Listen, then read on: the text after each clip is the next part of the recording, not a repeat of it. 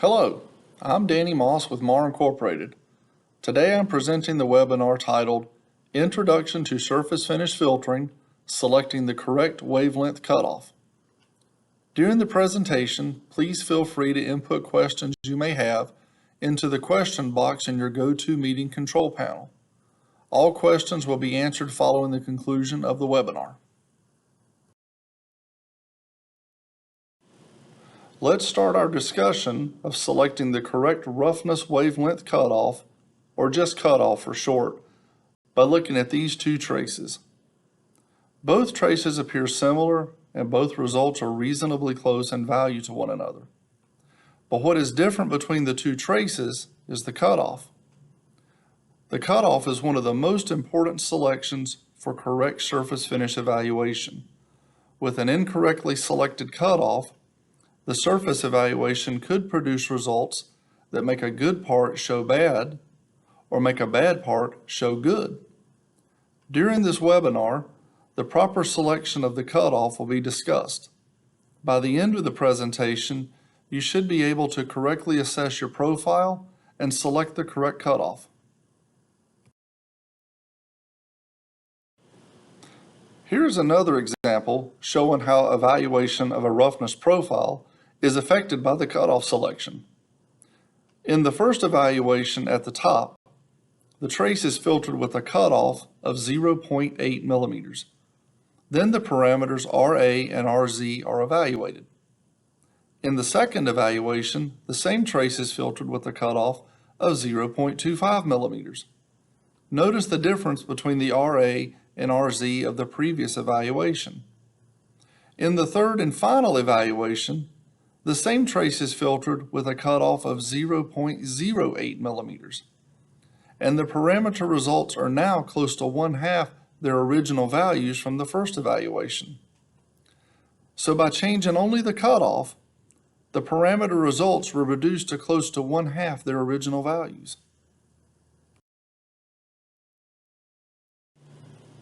So, what is surface finish filtering?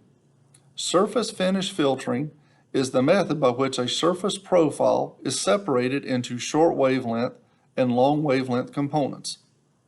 Let's take a look at the total profile to the right. This profile represents an as-traced profile. When this profile is filtered, two separate profiles are generated. The waviness profile, composed of only the long wavelength components of the total profile, and the roughness profile, composed of only the short wavelength components of the total profile. In this example, it is easy to see that the waviness profile has been removed from the roughness profile, or I could just as well say that the roughness profile has been removed from the waviness profile. In either case, both the waviness and roughness profiles can now be used to evaluate surface finish parameters.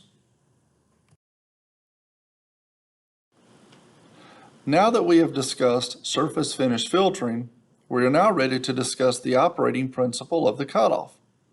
As we have already discussed, the choice of the cutoff is important to correctly separate roughness and waviness components. Let's look at the profile on the right. This profile has two distinct wave components, a long wave component and a short wave component. When the selected cutoff is too long, waviness components may enter into the roughness profile. This could lead to a good part being labeled bad. If the cutoff is correctly selected, then the waviness components are removed from the roughness profile. On the other hand, if the cutoff is selected too short, then the roughness profile will be over-filtered and important roughness data may be removed. To the right is a roughness profile that was filtered using a 0.8 millimeter cutoff. But if this same profile were filtered using a 0.25 millimeter cutoff, then notice that the profile height has been significantly reduced. Any height-based roughness parameter would artificially be lower in value when evaluated from the lower profile. In this case, a part that would normally fail could actually pass. Now we will include a discussion on the effects of the cutoff. Different measuring systems can be set up to measure a profile in a variety of different methods. Different methods include using a full pre and post travel, a half pre and post travel, and even no pre and post travel. The trace length and the pre and post travel are typically automatically set as a function of the cutoff. For example, the trace on the right is a standard 5.6 millimeter trace. This trace is broken down into 7 sample lengths. When the profile is filtered, the first and last sample lengths, the pre and post travel, are removed. What is left is the 4 millimeter roughness profile. This is an example of a full pre and post travel trace length. What is important here is 1, that the roughness profile can be shorter than the original trace, and 2, the waviness is removed from the original profile. There are 2 standards that present guidelines for measuring, filtering, and evaluating surface finish profiles. The American Society of Mechanical Engineers B46.1 and the International Organization for Standardization 4288. The selection of the cutoff, or specifically the roughness wavelength cutoff, is the topic of discussion for this presentation. The ASME B46.1 states that the cutoff should be indicated on all drawings requiring surface finish evaluation per ISO 1302. If the cutoff is not specified on the drawing, both standards follow a method for determining the correct cutoff. There are 2 methods used in the standards for determining the correct cutoff if the cutoff is not indicated on the print. The choice of the method used is determined by the type of profile that is being evaluated. Both standards break down all profiles into 2 types, periodic and non-periodic. This is an example of a periodic profile. A periodic profile is a profile that has a recurring feature such as that of a turned surface. The profile above is a 2-dimensional example of a turned surface. A 3-dimensional example is shown to the right. Notice that on the 3-dimensional surface, there is a predominant direction of lay. The preferred direction of tracing is direction 1. If a trace were made in direction 2, then the repeating feature would not be seen in the roughness profile. This is an example of a non-periodic profile. A non-periodic profile is a profile that has no discernible recurring feature, such as on a ground or polished surface. The profile above is a 2-dimensional example of a polished surface. A 3-dimensional example is shown to the right. Notice that on the 3-dimensional surface, there is no predominant direction of lay. Therefore, there is no preferred direction of tracing. If a trace were made in direction 1 or direction 2, similar profiles would be acquired. If the profile is periodic, then the following method is followed by both standards. First, estimate the RSM value from an unfiltered profile. In both standards, there are tables that show the selection of cutoff related to the RSM parameter for a periodic profile. A summary table for both periodic and non-periodic cutoff values is shown to the right. Now locate the column for the RSM parameters and search for the range of RSM values where the estimate falls. Now find the corresponding cutoff that should be used for the estimated RSM. Let's walk through an example of selecting the correct cutoff for a periodic profile. First, estimate the RSM parameter. In this example, the estimated RSM is 0.4 millimeters. Take this estimated RSM value and search the table for the range of RSM values where the estimate falls. The cutoff for this range of RSM values is 0.8 millimeters.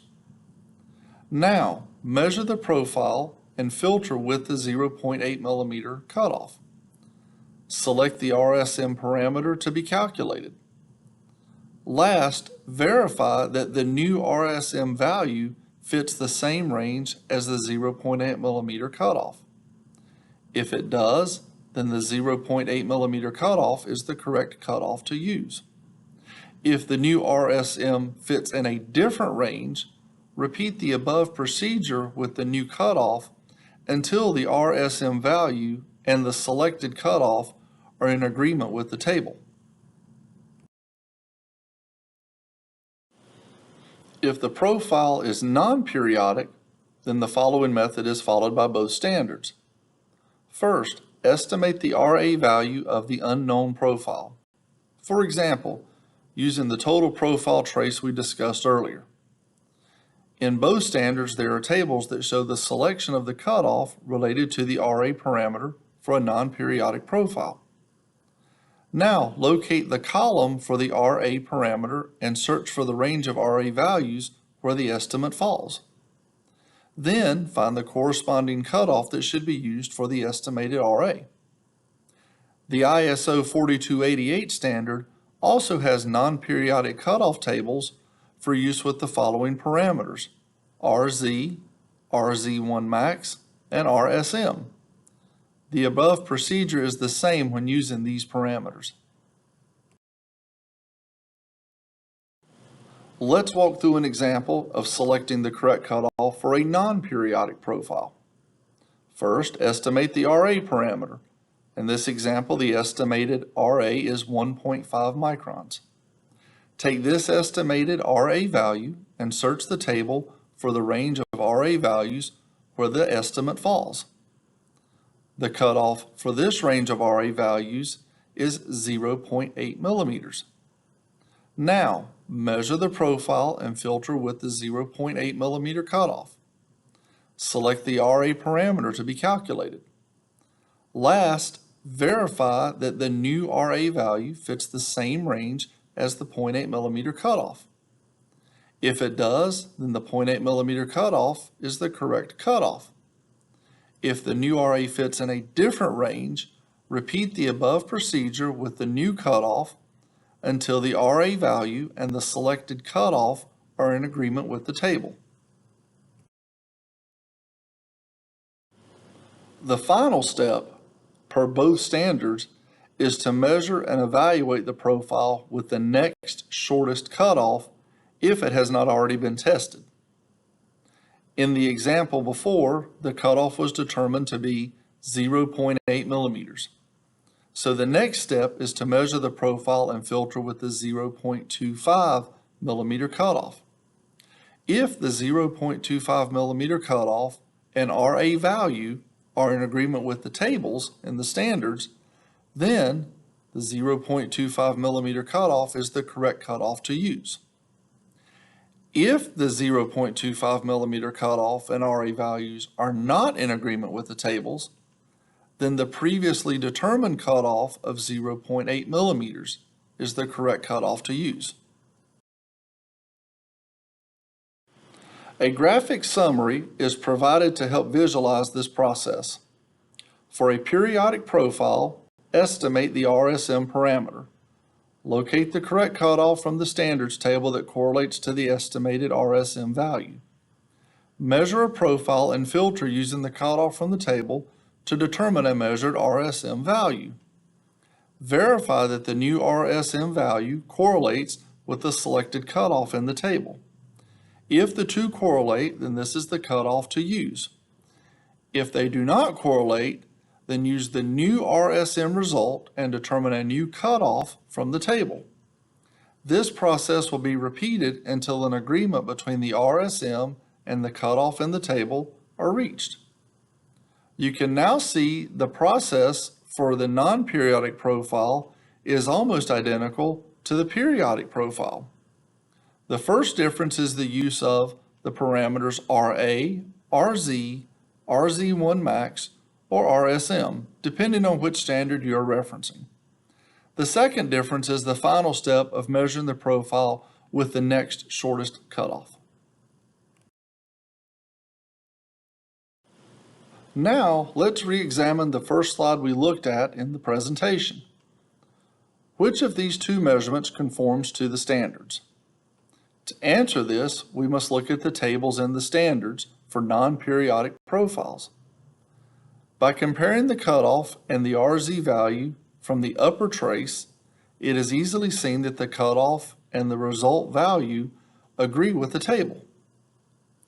By comparing the cutoff and the RZ value from the lower trace, it is also easily seen that the cutoff and result value do not agree with the table. Therefore, the correct cutoff selection is 0.8 and the upper trace is correct. Here is another example of selecting the correct cutoff. These two results represent two profiles evaluated with two different cutoff values. The upper set of results was evaluated with a 2.5 millimeter cutoff. The lower set of results was evaluated with a 0.8 millimeter cutoff. Again, which result is correct? To answer this question, we must again refer to the appropriate tables from the standards.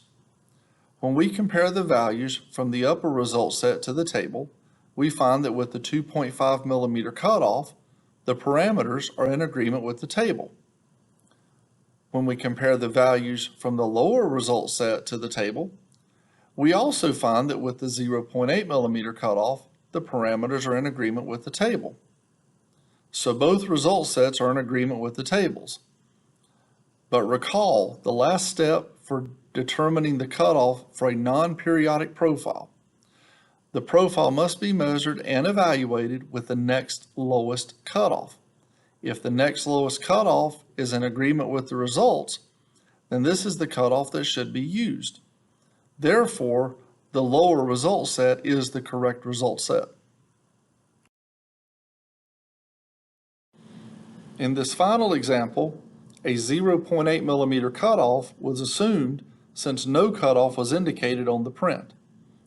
Prior to the ASME B46.1 1995 edition, the default cutoff of 0.8 millimeters or 30,000ths of an inch was assumed if the cutoff was not indicated. Now that you have seen this webinar, you know that this assumption should not be used. In this example, the 0.8 millimeter cutoff filtered the 5 millimeter periodic component from the roughness profile. What was evaluated was a roughness profile that had an RA of 1 micron. If the methods and the standards presented in this webinar had been followed, this profile would have been determined to be a periodic profile, and the evaluated RA would actually be around 6 microns. Here are some final notes. We have covered how to select the correct roughness cutoff, and now it is important to make sure that your system is using the correct cutoff. On many systems, changing the trace length will also change the cutoff. This is because many systems will adjust the cutoff length to maintain 5 sample lengths in the roughness profile. This is particularly true when the trace length must be made shorter due to the available surface to be measured. So care must be taken to ensure the correct cutoff is used for evaluation of the roughness profile. When no cutoff is specified, each part could potentially be evaluated with a different cutoff. Remember, the standards indicate that either the RA or RZ or RS sub M must be compared to the appropriate tables to determine the correct cutoff. Also, long wavelength components are important too. Other measuring methods need to be employed to ensure that these longer wavelengths are evaluated as well as the short roughness wavelengths. Sometimes a designer will specify a longer cutoff on a surface for more conservative control.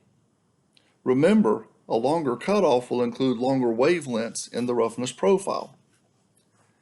If the RA, RZ, or RSM values were compared to the tables in the standards, the use of a shorter cutoff may be determined. But since the designer implemented a specific cutoff on the print, this cutoff should always be used.